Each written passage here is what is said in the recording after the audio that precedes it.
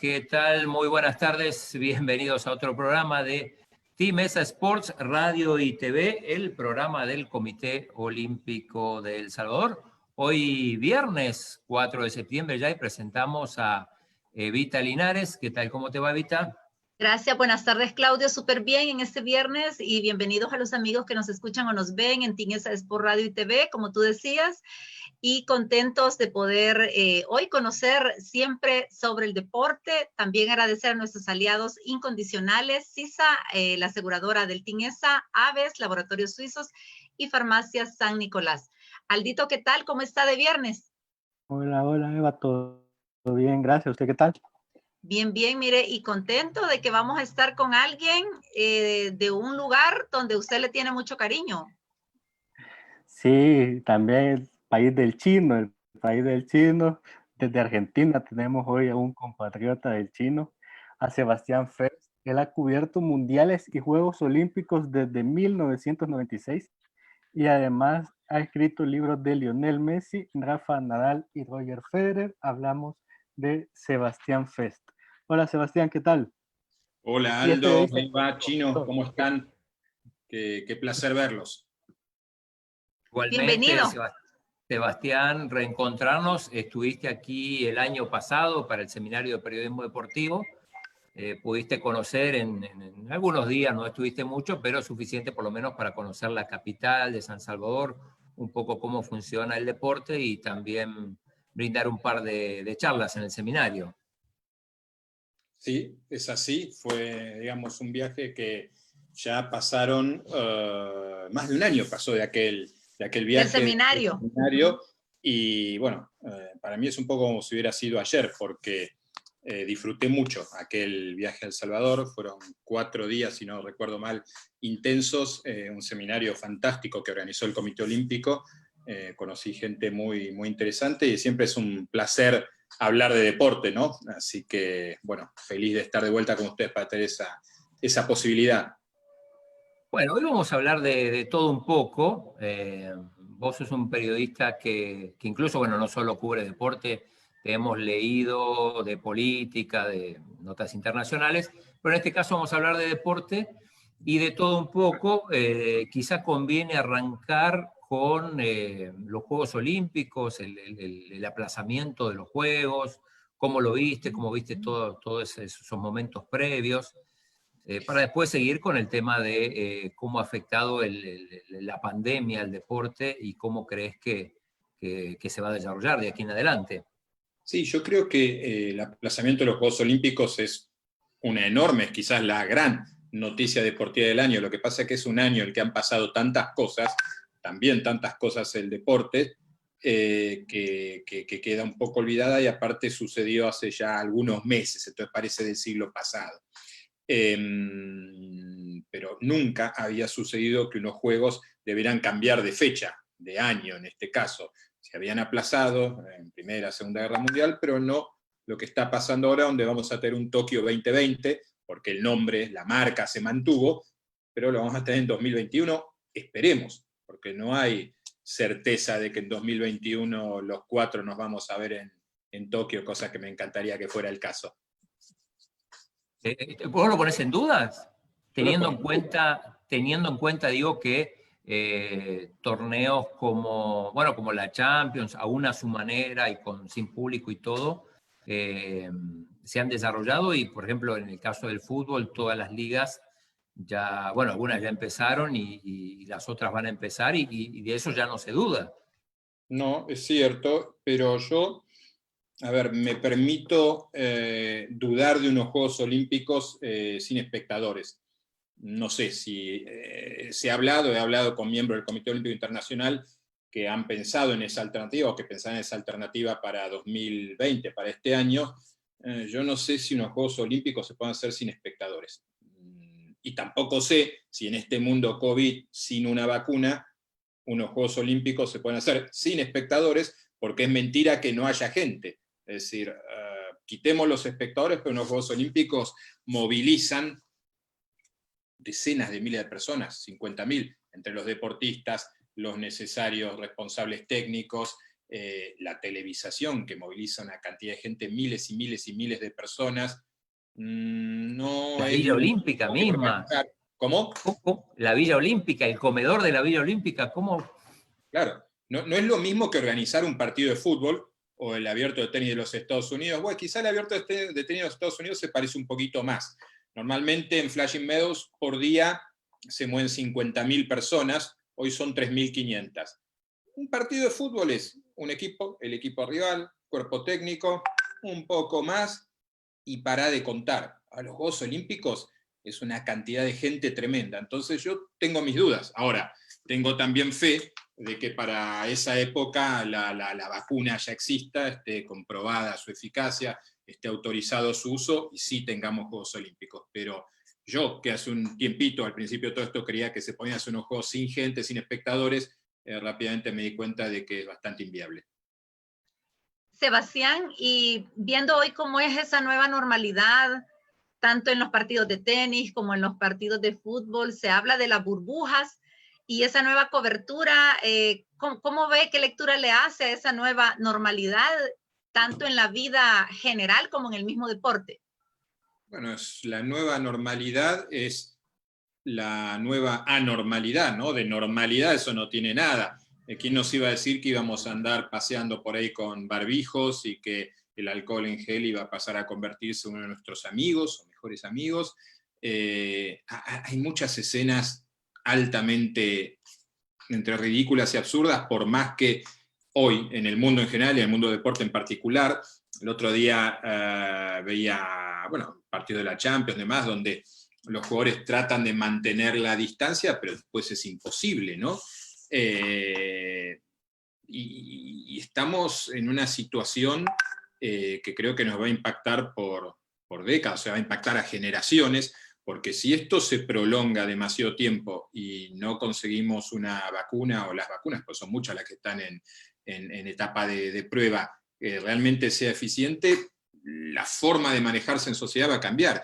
Y aún, aunque tuviéramos la vacuna mañana, yo creo que hay ya un grupo de gente que irremediablemente tiene miedo simplemente de ver un ser humano que se le acerca a menos de 1 metro. Eso no está bien, ¿no? No es lo mejor que nos puede pasar como sociedad, creo. Vamos a volver paranoicos también. Totalmente, ya lo éramos un poco, ahora tenemos una razón añadida para ser paranoicos, digamos, la más inocente niña de 8 años, adolescente de 14 o señora de 50 puede matarnos. Y eso es una novedad, ¿no? Y la verdad que vivir con esa carga es ciertamente complicado, y creo que genera un ambiente en la sociedad que está lejos de ser el ideal. ¿Qué deportes ves con más facilidad de poder, dentro de lo normal, que se desarrollen? Hablamos el otro día del golf, que es un deporte con poco contacto, el tenis mismo. ¿Cómo separarías los deportes entre de bajo riesgo, mediano y alto? Y yo creo que has nombrado ahí 2 deportes de bajísimo riesgo, como pueden ser el tenis, el golf. Bueno, la Creo Fórmula que 1 está corriendo casi con normalidad, salvo los espectadores, digamos, pero que no les afecta. sí, yo creo que la Fórmula 1 es un deporte en el que hay muchas posibilidades de mantener cierta distancia, sobre todo de generar esa higiene necesaria para este mundo que vivimos hoy. Creo que, como decíamos, tenis, golf son deportes realmente seguros, por decirlo de alguna manera, y que donde hay grandes problemas son los deportes de equipo, ¿no? Y los deportes de gran contacto físico. El fútbol, yo no me explico, porque estamos hablando desde el punto de vista profesional, ¿no? Pero en Argentina, me imagino que en El Salvador también, hay una gran ansiedad por saber cuándo se va a poder volver a jugar un fútbol 5 con los amigos. Y la verdad es que no sé, nunca. Yo al principio de esta crisis habíamos visto una foto, unas imágenes donde se estaba jugando al fútbol, creo que era en la provincia de Córdoba, en Argentina, y cada jugador está ubicado en una cuadrícula de unos 2 metros de la que no se podía mover. Eso es un fútbol extraño, es un metegol. A ver, si esto sigue así y no hay vacuna, creo que muchos van a terminar optando por eso. el básquet también. Softball o béisbol igual, quizás, ¿verdad? Deportes de conjunto. Sí, pero yo creo que en el béisbol, y ustedes corríjanme más porque son ustedes los que saben mucho más de béisbol que yo, pero creo que el béisbol no está en el mismo nivel que el fútbol, que el básquet o que el rugby. ¿No? En el béisbol hay más distancias y no es el caso, es imposible jugar al fútbol con distancia. Hay que ir a disputar la pelota, el básquet también, el rugby, ¿no? Veamos otros deportes. No tiene ningún sentido plantear que la náutica sea peligrosa o que remar sea peligroso, y esto no lo digo por el señor Palomo, pero es seguro. Sí, es un homenaje a él, pero, a ver, acá en Argentina ha sido una situación donde estaba todo prohibido, y el día que se autorizó que los equipos de fútbol de primera división pudieran volver a entrenar, un remero argentino, 2 veces campeón panamericano, se llevó su bote al Tigre, que es la zona acuática que tenemos al norte de la ciudad de Buenos Aires, y dijo, yo voy a remar, y si quieren vengan y métanme preso. Bueno, eso habla del absurdo en el que estamos viviendo hoy, ¿no? No se debería meter preso a nadie por remar, como tampoco se debería tildar de asesino a aquel que en el final de una larga jornada o al principio del día quiere salir a un parque a correr porque necesita moverse. Digo, en toda esta historia, imagino que El Salvador habrá pasado algo así también, porque lo leo y lo veo sucediendo en muchos países, en toda esta historia hubo un exceso de histeria, de manipulación, con todo lo grave que la situación, obviamente, y de estigmatización sobre todo. Nadie se ha puesto a pensar en cuál es el costo del sedentarismo, cuál es el costo de mantener encerrados en sus casas a hombres y mujeres por meses, meses y meses. Eso tiene un costo social, tiene un costo económico, tiene un costo médico, y de eso no se habla. Solo se le dice a la gente que quiere salir a correr y generar cierta actividad física que es necesaria para preservar la salud, que está poniendo en peligro la vida de los demás. Eso no lo debería decir ningún gobernante, lamentablemente ha sido más de uno el que lo dijo, y eso habla también de cómo esta situación está sorprendiendo y les diría superando incluso a aquellos que deberían mostrar mayor contención y serenidad. Sebastián, esta foto que vemos aquí, obviamente pre-COVID, gente del tenis, porque veo a Guillermo Salatino, creo que el otro es Pupo, Mauri, ¿esto es en una sala de prensa? Esto es la sala de prensa del abierto de tenis de Estados Unidos, el US Open en Nueva York. Me asombré cuando vi la foto, hicieron una buena investigación. Sí, esta foto, te diría que esta foto debe tener sus 10 años, 8, 9, 10 años por lo menos. Estamos viendo, hablabas en el caso de Argentina, por ejemplo, también me llamaron en su momento la atención las declaraciones de Delfina Piñatelo, que era la nadadora, que fue una de las estrellas en Lima también en los Juegos Olímpicos de la Juventud, y que exigía que la dejaran entrenar, que había perdido, impresionante, ¿no? El tiempo que había perdido y su condición física, decía. Sí, sí, es muy cierto eso, ¿no? El tema con los atletas olímpicos, con todo lo que nos gusta a nosotros los Juegos Olímpicos, lo importante que son y lo pro-olímpico que somos las 4 personas que estamos acá charlando, y el señor presidente que aparece acá en la foto, y también César Torres, el gran César, cuando Delfina Piñatelo hizo aquel comentario muy justificado, yo también pensé, ok, pero le está sucediendo a Delfina lo mismo que le está sucediendo al resto de la sociedad. Es grave que un atleta olímpico no pueda entrenar, no se pueda preparar, aunque ya supiera que los Juegos Olímpicos se iban a disputar no dentro de semanas, sino más de un año después, pero también es muy grave, y es más grave socialmente, que a la gente se le encierre en la casa y le digan no podés hacer nada, ni salir a caminar, ¿no? Esas fueron las primeras etapas de la cuarentena, bastante larga, y hoy en Argentina hay una relajación de ciertos controles, aunque paradójicamente cuando los casos están, o el número de casos está cada vez más alto, y la gente está pudiendo salir a hacer deporte. Por ejemplo, ahora la Asociación Argentina de Tenis está negociando, presentando un protocolo especial para que se les permita jugar dobles también a los aficionados. Hasta ahora el tenis es solo en individuales. Hubo grandes debates acerca de si el virus podía volar en la pelotita de tenis o no. Bueno, de estas cosas hablamos. Sebastián, sí, Claudio, Sebastián, ¿qué diferencia hay entre las coberturas de los mundiales a las coberturas de Juegos Olímpicos en cuanto a la inmediatez y también la diferencia de la cantidad de deportes? Ya sabemos que el otro es más focalizado. Y si nos viajar. cuenta exacto, y si nos cuenta esas experiencias que ha tenido y cómo ha sido ese tipo de coberturas que usted ha realizado. Bueno, yo me pregunto siempre, una vez que terminan los Juegos Olímpicos y los Mundiales, tuve la suerte de cubrir todos los Mundiales y todos los Juegos desde mediados de los 90, entonces mi vida se dividía en ritmos de 2 años, todo era antes o después de los Juegos Olímpicos. Esto debe ser Río 2016, esta foto. Y ahora no, ahora va a haber un ciclo de 3 años, ¿no? Porque el último gran torneo fue el Mundial en Rusia en 2018 y el próximo es recién en 2021 los Juegos Olímpicos. Los dos son agotadores desde el punto de vista de una cobertura periodística, más si durante años, que fue mi caso, trabajás para una gran agencia de noticias internacional, lo que implica que absolutamente todo lo que pasa te interesa, ¿no? Que es bastante intenso y estresante. Un medio nacional sabe dónde tiene sus prioridades y después va a las grandes historias.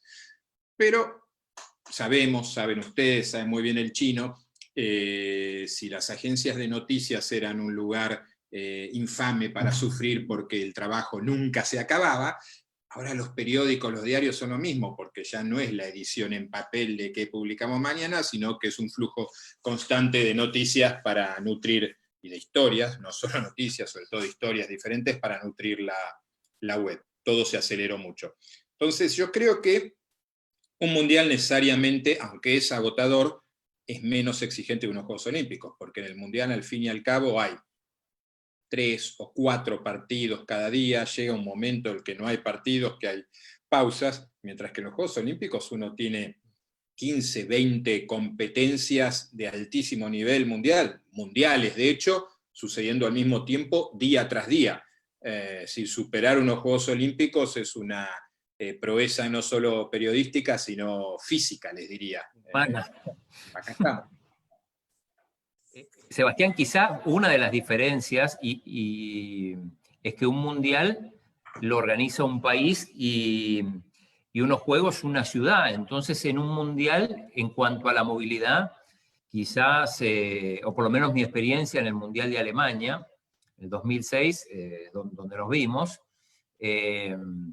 uno recorre Alemania de arriba para abajo unas 7, 8 veces, ¿no? Mientras que en unos Juegos Olímpicos, en mi caso los de Grecia, al final uno no se mueve más allá de la ciudad, aunque tampoco es sencillo porque las distancias a veces pueden ser un poquito largas, pero en cuanto a movilidad me parece que ahí es mucho más complicado el Mundial. En cuanto a la cobertura, coincido con el tema de los Juegos Olímpicos. Sí, es cierto que en un Mundial vos conocés más el país. El último de Rusia, por ejemplo, las distancias eran enormes, o el anterior de Brasil eran comparables, y el de Brasil, por ejemplo, fue un mundial que se jugó simultáneamente en invierno y en verano. En el sur, en Porto Alegre, hacía frío, pero uno iba al nordeste y estaba en verano, y dependiendo del momento, Río, Sao Paulo también, y los Juegos Olímpicos se concentran mucho más en la ciudad. El otro día me acordaba de los Juegos Olímpicos de Atlanta, que fueron los primeros que tuve la suerte de cubrir en el 96, porque estaba mirando un mapa de Estados Unidos ayer, y de repente me encontré con Athens, que es una ciudad universitaria de Estados Unidos que está a 100 kilómetros de Atlanta. Y era la sede del fútbol olímpico en el 96.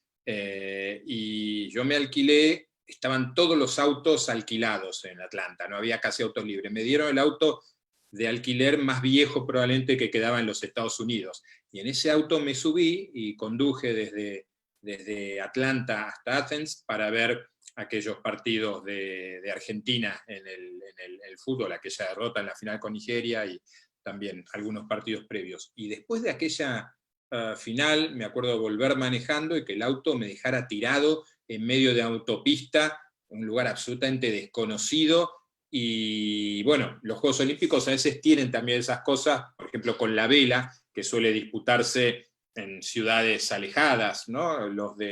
Quizás los de Río de Janeiro tuvieron la virtud de que se se podía ver todo bastante cerca, o los mismos Juegos Olímpicos de la Juventud en Buenos Aires, que el remo estaba en pleno centro de la ciudad, pero normalmente el remo, la vela y el fútbol, que tiene diferentes sedes, te hacen conocer un poquito más que esa ciudad, pero como dice el chino, nada se puede comparar con el curso acelerado de geografía que toma uno con un mundial de fútbol.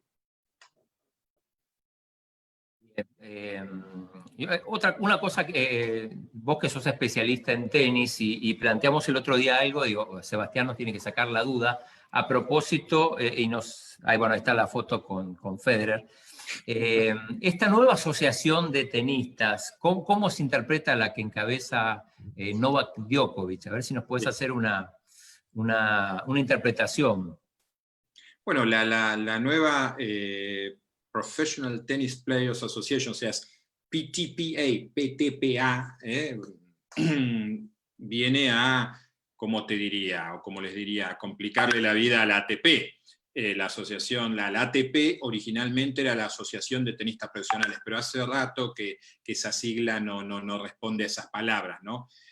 ¿Por qué? Porque la ATP es un ente que controla, rige el tenis masculino, y que a la misma mesa sienta a jugadores y a directores de torneos y al presidente o director ejecutivo de la ATP, que suele desempatar las votaciones si hay un 3-3, por ejemplo.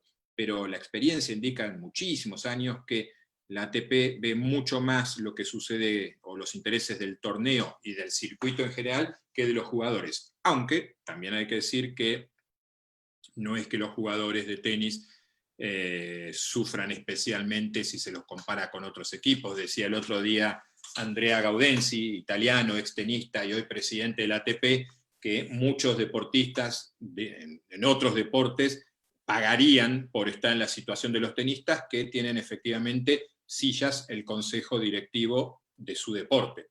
Ahora bien, la pulsión, el interés por tener una organización propia, más de tinte gremial, más aparte del negocio, y que pueda reivindicar y plantear digamos, todo tipo de reclamos para los tenistas, que los tienen, que hay cosas que hay que mejorar sin dudas, es vieja, viejísima, tiene décadas. Al principio de los 70 hubo algo, pero luego eso nunca funcionó, y realmente ningún tenista de peso dio el paso que dio Djokovic. Djokovic, podremos decir muchas cosas, es una persona amada, odiada por algunos, polémica en general, tiene una personalidad muy fuerte, pero el paso que dio no lo dio ningún tenista de su nivel, y no lo dio prácticamente ningún tenista de ningún nivel en la historia. Y esto es un desafío. Yo lo que veo en esta situación es que Djokovic no solo quiere ganarle la batalla por la historia a Roger Federer y a Rafael Nadal, en el sentido de que yo voy a terminar siendo el que gane más títulos de Grand Slam, sino que también les quiere ganar la posición en la historia como el gran líder del tenis. Vamos a ver qué pasa dentro de 3, 4 años, pero si Djokovic supera en título de Grand Slam a Federer y a Nadal, y además crea una asociación gremial casi de tenistas que le pueda hacer fuerza a la ATP, vamos a estar hablando de alguien incluso más importante de lo que ya es en la historia del tenis. Sebastián, sí, Claudio. Sebastián, ¿cómo es el paso de ser periodista y luego convertirse en un autor de libros? Bueno, yo creo que tiene mucho en común. Es decir, yo escribí 3 libros, uno de ellos fue sobre, a ver si lo tengo por acá, bueno, acá hay uno que es el de Nadal y Federer en su versión en español, y el de Messi no lo tengo acá a mano, aunque sí tengo, permítanme, lo tengo acá oculto. Acá está la versión española, pero hay otra argentina más actualizada, se llama Ni Rey ni Dios, y no la estoy viendo aquí. Bien, para escribir esos libros a mí me ayudó mucho, primero ¿cómo te diría? La gimnasia de escribir seguido, de escribir a diario, después de escribir sobre esta gente, de haber tenido la suerte de viajar por el mundo y hablado con ellos y verlos en situaciones muy importantes de sus carreras y de sus vidas. Entonces es como que uno tiene el nutriente, el material para hacer el libro, pero después hay que sentarse a escribir el libro. A mí lo que me pasaba en ambos casos, tanto el de Messi y sobre todo el de Nadal y Federer, era bueno, yo vi muchas cosas, yo sé muchas cosas, hay muchas cosas que no se han contado, y es seguro que hay cosas que yo no sé, y que las saben otros, pero yo quiero dejar un libro, quiero dejar testimonio de lo que vi, de lo que pasó, de lo que sé, porque, bueno, al final eso es lo que hacemos como periodistas, ¿no? Estamos en lugares a los que la gente no accede, estamos sobre todo en lugares a los que la gente que cree que accede no accede, porque hoy con la televisión, y con la maravilla técnica de la televisión, la gente puede llegar a tener la sensación de que ve todo, pero realmente en el deporte, y eso vale mucho para escribir un libro, es sumamente importante todo lo que está detrás de la cámara, lo que la cámara no muestra o incluso no quiere mostrar.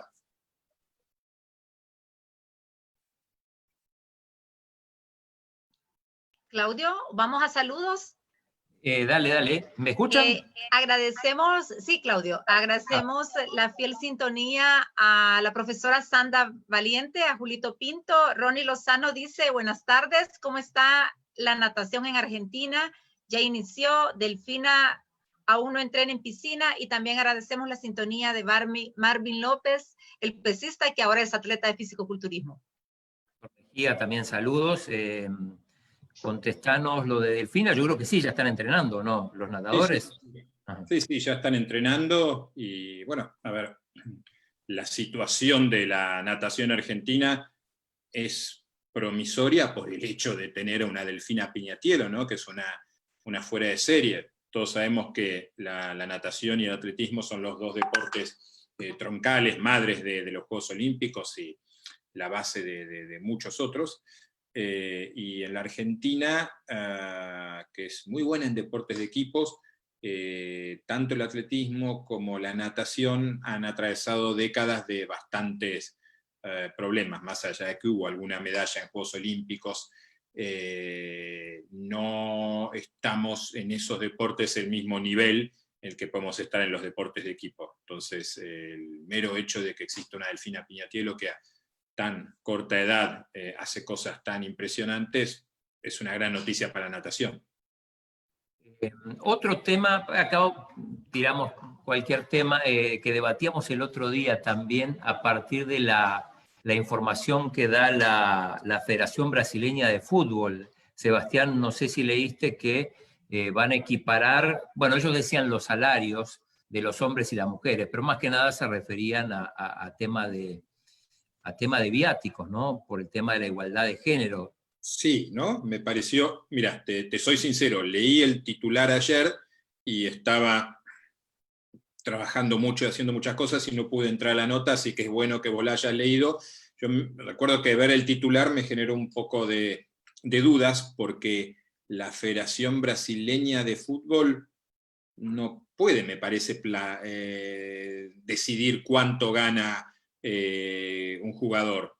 Sí, Neymar no, porque además el salario se lo paga el PSG, claro. Exacto, entonces puede decidir o puede proponer o puede plantear un salario mínimo que sea igual, sí, pero es ilusorio pensar que, y aparte la Federación Brasileña de Fútbol actúa dentro del territorio brasileño, no puede definir el salario de Neymar, pero supongamos que Neymar y Marta están jugando los dos en San Pablo. Yo no sé si se puede obligar a San Pablo a que les paguen lo mismo. Sí es interesante lo que plantea de los viáticos, porque se dio una situación, si no me acuerdo, fue el año pasado, con el primer equipo femenino del Fútbol Club Barcelona, volando a Estados Unidos para su pretemporada, y el mismo viaje que habían hecho los hombres lo habían hecho en business o primera, mientras que las mujeres volaron en clase turista. Las chicas lo hicieron ver en redes sociales y se prometió que eso no iba a volver a pasar. Y me imagino que debía haber alguna diferencia también en términos de viáticos, ¿no? ¿Qué viático le damos a Piqué y a Messi y qué viático le damos a las chicas del fútbol? Eso también sería un problema. Así que en todo caso, sin haber entrado a la noticia, pero que vos leíste, celebro que haya una intención, pero creo que sería exagerar o ilusionarse demasiado pensando que mujeres y hombres van a ganar necesariamente lo mismo, y además podríamos entrar a un debate muy largo acerca de si es justo obligar a clubes, entidades privadas, a que se pague lo mismo. Pero bueno, hay argumentos a favor y en contra seguramente. Sí, yo creo que tiene que ver sobre todo con viáticos, y me llamó la atención que decía premios, pero incluso no creo que empleados, porque Tite, por ejemplo, que es empleado de la federación y cobra 4 millones de dólares al año, no creo que la sueca que contrataron como entrenadora de la selección femenina le paguen lo mismo. Sería bueno averiguarlo, es un tema muy interesante. Evita estaba muy feliz y de hecho debatimos el tema y dijimos, bueno, cuando esté Sebastián le vamos a preguntar también porque es un tema interesante, ¿no? Es muy interesante, digo, lamento no serles útil en esta fase del debate, pero creo que sí, que es interesante y que en todo caso, a ver, hoy por decreto en la Argentina se impuso que en toda la administración pública por lo menos un 1% de los empleados sean transexuales, transgénero, y eso es también algo que no era imaginable tiempo atrás.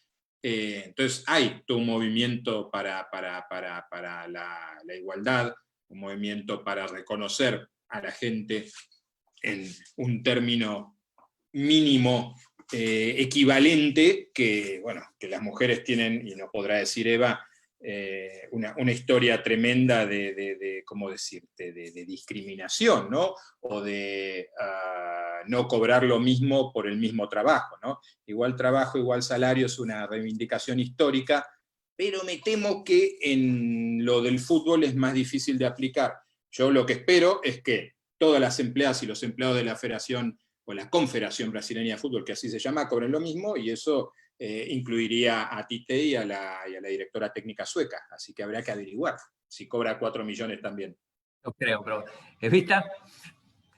Sebastián, si nos habla también, digamos, del aspecto que muchas veces el trato periodístico en la imagen femenina a veces está como sesgada o a veces está, digamos, tiene un diferente tratamiento al del hombre. Entonces, ¿cómo hacer un equilibrio y cómo no, digamos, hacer como una diferencia, sino que hacer una historia donde también se resalte el trabajo que se hace, pues trabajo técnico en cualquier deporte? A ver si te entendí bien, Eva. Lo que decís es que la cobertura periodística, cuando se trata de mujeres, no apunta a los mismos hechos o aspectos. A veces es como más, vaya, por ejemplo, las páginas, como a veces es más fútbol, abarca más noticias de caballeros que tal vez de una buena actuación que haya hecho una nadadora o una tiradora. A ver, hay machismo en la sociedad, hay machismo en el periodismo. La buena noticia para el periodismo especializado en deportes es que cada vez más mujeres son periodistas especializadas en deportes. Yo tampoco soy partidario de forzar determinadas cosas, aunque entiendo que cuando hay una situación de flagrante inequidad a corregir, hay que forzar, hay que pasarse de frenada un tiempo. No sé cuán políticamente correcto sería decir hoy que en general a los hombres, hablo de los espectadores, los lectores, que a los hombres les gusta más el fútbol que a las mujeres. Creo que eso no es en general discutible, suele ser así. Lo que es discutible es plantear que las mujeres, en general, no pueden hablar de fútbol, que es algo que dijo un presentador de televisión argentino la semana pasada, un amigo de Claudio, por cierto. Mauro Viale, no. No es amigo, pero sí lo conozco. Lo conocés. Sí, sí, la descalificó, ¿no? De una manera tan desagradable, tan pésima, o sea, ahí había un montón de, no digo delitos, ¿no? Pero había un montón de faltas, una serie de barbaridades concatenadas, que a mí me asombró que la colega periodista que estaba ahí reaccionara con tanta mesura y con tanta serenidad. Era realmente para insultarlo a Mauro Viale, ¿no? Entonces sí, tenemos resabios, más que resabios machistas. No sé hasta qué punto sería bueno en las páginas deportivas imponer una igualdad en cobertura, 50% hombres, 50% mujeres. No creo, porque creo que eso sería subestimar también a la mujer que le gusta el deporte y que consume información deportiva. Pero sí es cierto que hay deportes que son mucho, ¿cómo le diría?, preponderantemente masculinos en su difusión, y eso es el fútbol, incluso el tenis, aunque el tenis tiene una presencia femenina muy importante, pero el fútbol, el tenis masculino se lleva mucho más espacio, también quizás por el circuito y la historia que ofrece hoy es más interesante, pero sucede en la Argentina que el hockey femenino tradicionalmente tuvo mucha más presencia que el masculino, hasta que en los últimos juegos los hombres volvieron a las épocas de los 80, cuando eran los líderes, y ganaron ellos la medalla de oro, ¿no? Entonces, yo creo que el deporte tiene eso lindo, ¿no? Inesperado, cambiante. Hay que ayudar a que las mujeres tengan más presencia y, sobre todo, un trato mucho más correcto y respetuoso respecto a la actividad que hacen. Ahora, yo no forzaría cuotas y obligaciones, ¿no? Yo. Sebastián, no sé si ya te tenés que ir, porque nos dijiste que... No, te mandé un WhatsApp recién, te decía sí, que tenés un poquito más de tiempo. Puedo estar, porque me mandaron un WhatsApp y tengo tiempo, así que un placer que sigas. Aldo tiene pregunta también. Por favor. Sí, yo tenía una pregunta. Voy a volver al tenis. Sí. Quería saber cuál es tu opinión sobre los New Generation del tenis, a ver quién se le puede parar a los Federer, Nadal, Djokovic, ahora que han salido los Dominic Thiem, Alexander Zverev, está Tsitsipas. Sí. Y yo creo que, a ver, lo que está sucediendo en el tenis masculino es asombroso. La vigencia de las mismas tres personas. El otro día leí algo que es que en los últimos, desde 2005, el tenis femenino tuvo 11 nuevas campeones de Grand Slam, es decir, 11 mujeres que ganaban por primera vez un título de Grand Slam. Y el tenis masculino, ninguno. ¿No? Ninguno debutante, porque sí estuvo Morre, bueno. Aunque ahora que pienso esa estadística, algo está mal ahí.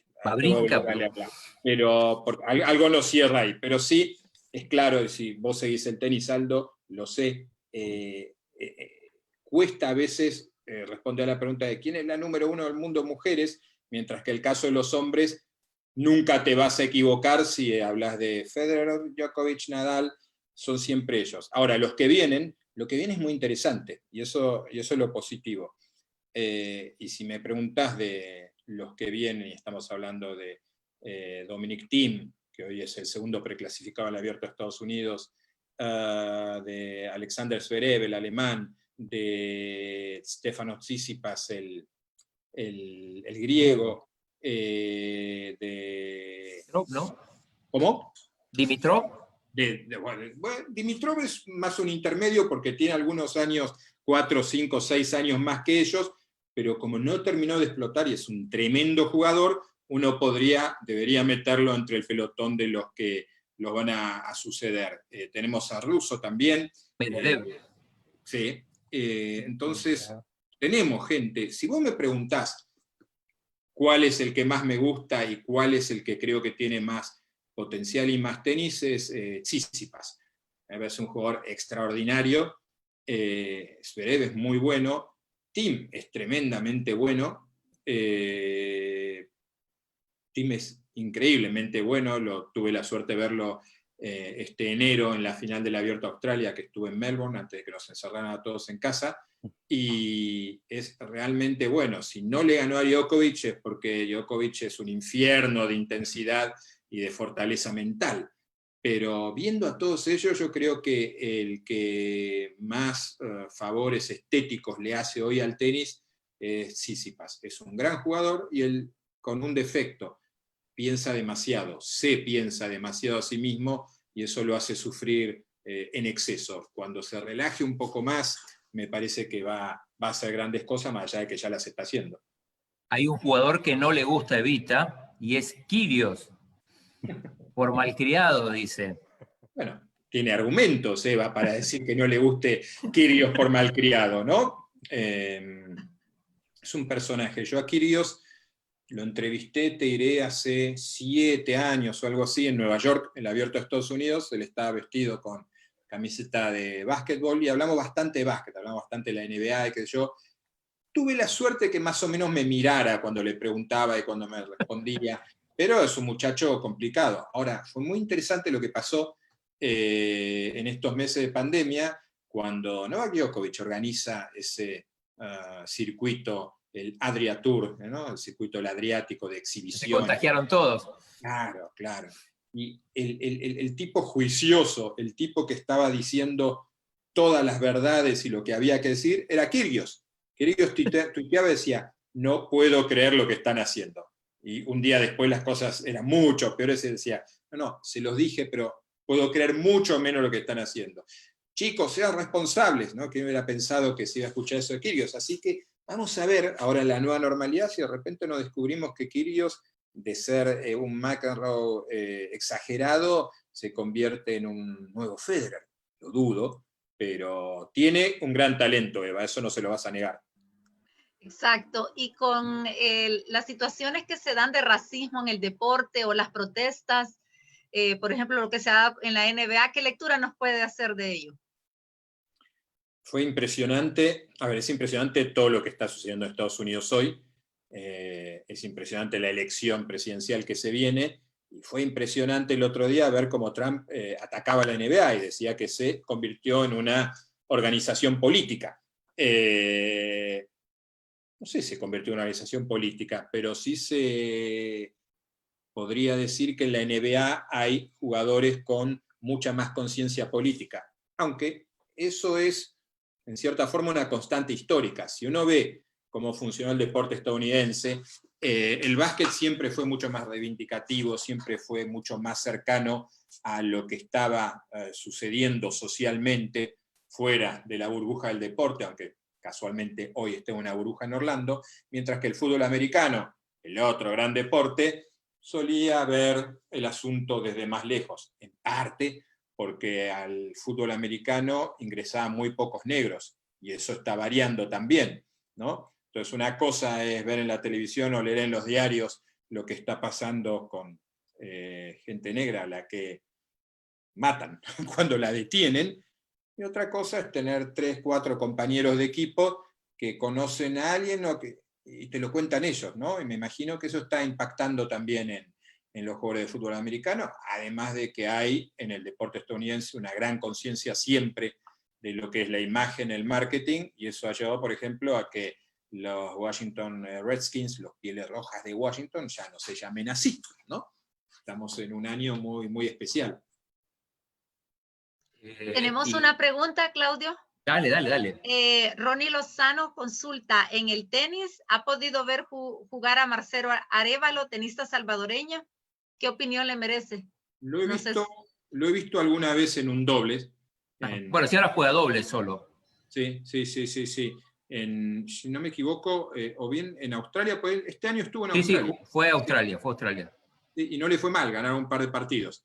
Exacto, sí. Exactamente, sí, es lo que puedo decir. Lo vi jugar ahí y bueno, a ver, al tenis hoy, para jugar dobles en un torneo de Grand Slam tenés que jugar muy bien. Y eso es lo que tiene el tenis.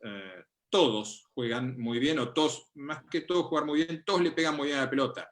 Todos saben lo que hay que hacer y todos tienen una preparación física importante. Después la diferencia está acá muchas veces y en pequeños detalles de finura que marcan la diferencia entre meterla o tirarla fuera por 2 centímetros. Pero sí, lo he visto a Arévalo jugar. Y ya para cerrar, bueno, normalmente no hablamos de fútbol profesional o hablamos muy poquito, porque además a Eva no le gusta, pero digo, vos Sí, escribiste un libro de Messi, hoy Messi anunció que va a regresar al Barça, o que no se va a ir, digamos. Entonces, ¿tu lectura de todo eso? La tragedia. No he visto cosa igual. Uno se asombra de que el mejor del mundo tenga que ser sometido a semejante papelón. No puede ser que Messi sea rehén de su equipo. Messi no es cualquier jugador. Messi es el mejor del mundo. Además es un jugador que le cambió la historia al Barcelona. Entonces, que un presidente como Josep María Bartomeu, de salida, muy criticado, muy debilitado, muy cuestionado y con razón por muchos aspectos, tenga el poder de retener a Messi, ya no solo aplicando este contrato del que no conocemos bien las cláusulas, y sería fantástico que nos mostraran las cláusulas y ahí veríamos quién tiene razón, sino que Messi, por lo que nos contó hoy, no tuvo la capacidad de mover el asunto porque le fue diciendo durante el año, me quiero ir, y el presidente le decía, sí, sí, sí, y al final no se puede ir. Entonces, yo creo que esto que sucedió hoy, o que terminó de cerrarse, ni siquiera se cerró, pero que hoy tiene un punto culminante, le hace mucho mal a Messi. Yo creo que era muy bueno que Messi se fuera a jugar a otro equipo, otro entorno. El Barcelona venía siendo, no sé si El Salvador, la película de Bill Murray se llamaba así, pero en Argentina se llama La Marmota, en España se llamaba Atrapado en el Tiempo. Bien, Messi viene viviendo el día de la marmota del Barcelona de hace 4 o 5 años. No sale de ahí. Y había decidido, desde mi punto de vista, un par de años tarde, pero aún a tiempo, salir. Y resulta que el mejor del mundo, el tipo que le cambió la historia al Barcelona, el jugador que todos se mueren por tener, no tiene ningún poder. A mí lo que se terminó de ver hoy me pareció de un nivel de improvisación asombroso.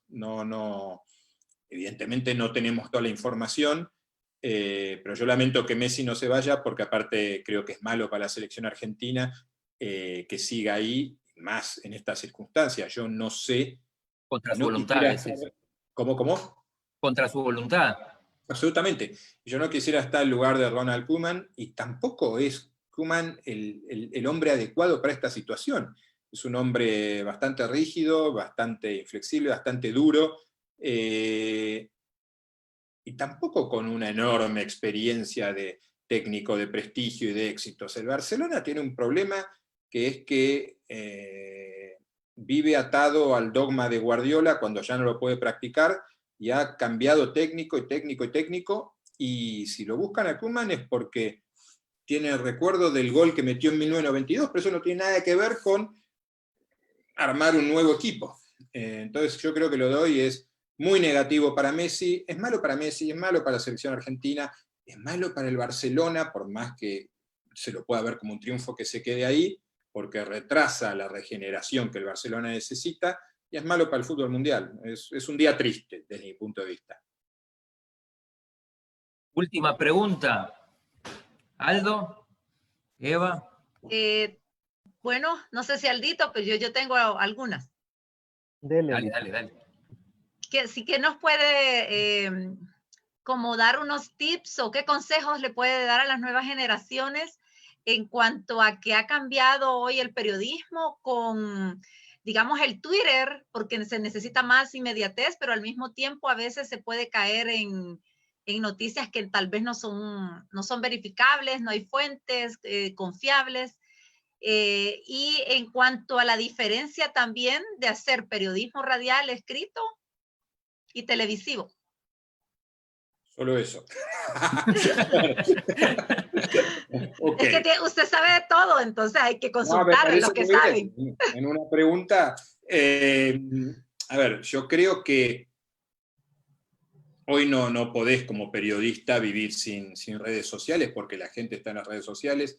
En definitiva, los periodistas no escribimos o no hablamos para que no nos lean o no nos escuchen. Nosotros trabajamos tratando de conseguir la información, tenemos una opinión formada sobre los hechos o un análisis posible sobre los hechos basado en experiencia, en situaciones anteriores, en lo que hemos hecho a lo largo de muchos años.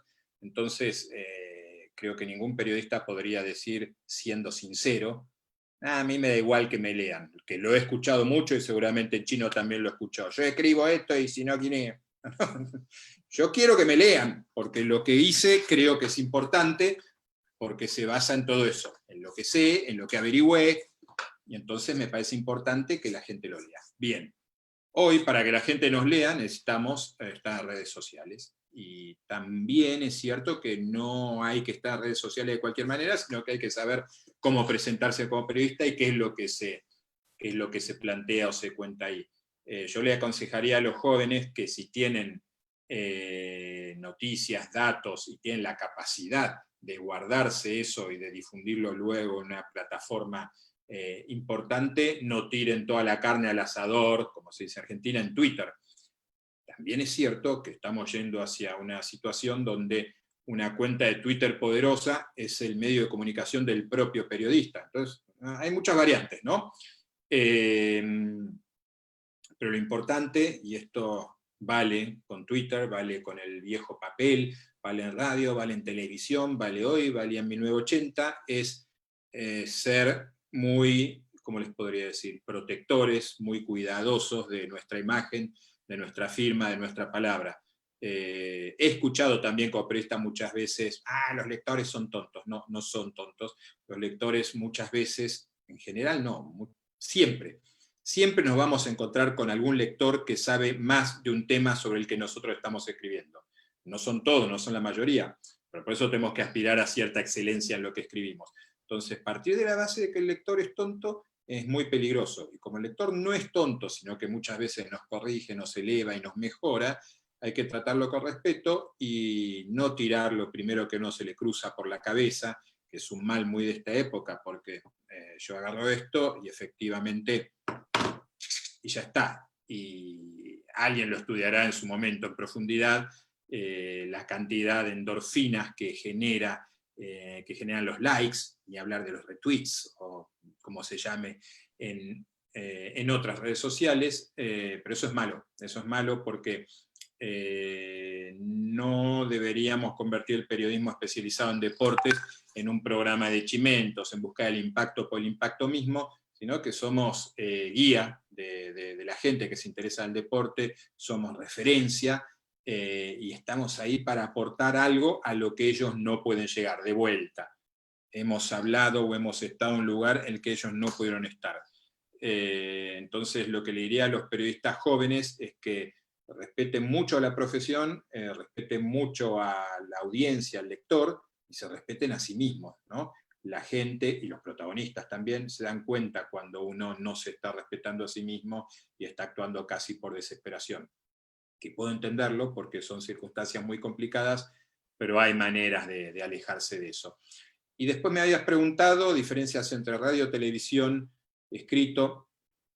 Creo que hay cada vez menos diferencias, ¿no? Es una pregunta interesante, porque al final aquellos periodistas de altísima edad como el Chino y yo, que comenzamos altísima. De altísima edad y que escribíamos, ahora estamos haciendo televisión. Máquina de escribir. Claro, bueno, yo no sé qué es eso. Y digamos, el Chino ha hecho televisión, ha hecho radio, hace todo, es un multimedio el Chino, y ustedes también son versátiles en todo lo que tiene que ver con los medios de comunicación, pero hoy acá los cuatro estamos haciendo televisión, y estamos haciendo, si se quiere y alguien no nos ve, radio también. Entonces creo que el periodista hoy es mucho más versátil, mucho más dotado y hábil, y que ese, ¿cómo decirles?, ese don que tienen los estadounidenses, que uno ve a cualquier estadounidense y parece que todos pueden ser stand-uperos, ¿no? Todos podrían hacer un stand-up, todos podrían presentar un noticiero porque les encanta la cámara y te hacen un show en la verdulería o en la pizzería, mientras que los latinos quizás somos un poco más controlados con eso. Bueno, las nuevas generaciones de periodistas hoy asumen la cámara con una naturalidad que nosotros seguramente no teníamos. Y eso, si se hace bien, si se le aplica mucho periodismo, solo puede ser bueno. Bueno, Sebastián, te agradecemos. Justo, mirá, las 8 de la noche en Argentina, no sé si de noche ya, supongo que sí. Está oscuro ya, sí. Acá son las 5, así que te agradecemos mucho. Ya te vamos a molestar otra vez más adelante y esperemos tenerte en el país otra vez. Yo les agradezco mucho, para mí es un placer siempre conversar con ustedes, y la verdad que desde mi visita a El Salvador el año pasado sigo leyendo lo que pasa allí, no con la periodicidad con que querría, Y mándenle un abrazo a Guayo, que pensé que iba a ser una aparición estelar, pero debe estar remando ahí en Corinto, ¿no? ¿Cómo se llamaba el club? Corinto. Corinto, debe estar remando en Corinto y no me da bola, pero mándenle un abrazo grande de todos modos y un abrazo para los tres, me encantó la conversación, espero que haya sido útil. Súper, muchas gracias. Gracias, Sebastián. Nos vamos, Evita, con saludo final. Nos vamos con agradecer también la sintonía a Mayvin Ramírez, que se incorporó a vernos o a escucharnos, como decía Sebastián. Y Ronnie Lozano dice, para terminar, ¿por quién está firmado el balón de atrás? Buena pregunta. Este balón, yo viví en España del 97 al 2015, 18 años. Debería tener acento español, pero no lo tengo. Y esto me lo firmaron los amigos con los que jugamos los lunes un partido de fútbol 5. Por ejemplo, yo te puedo decir, te voy a leer la más indigna de las dedicatorias. Extrañaremos de ti todo menos tus codazos. Tus codazos. Cubrías bien la pelota, Sebastián. Muy buen periodista el que observó ese detalle. Pero no está firmado por Maradona o Messi, son los amigos. Bueno, adiós. Y nosotros agradecemos también a nuestros aliados incondicionales del Team ESA, Farmacia San Nicolás, Laboratorios Suizos, Aves y CISA, la aseguradora del Team ESA. Buenas tardes, hasta la próxima, hasta el lunes. Feliz fin de semana. Chao. Gracias, Chao. Sebastián. Hasta luego. Claro.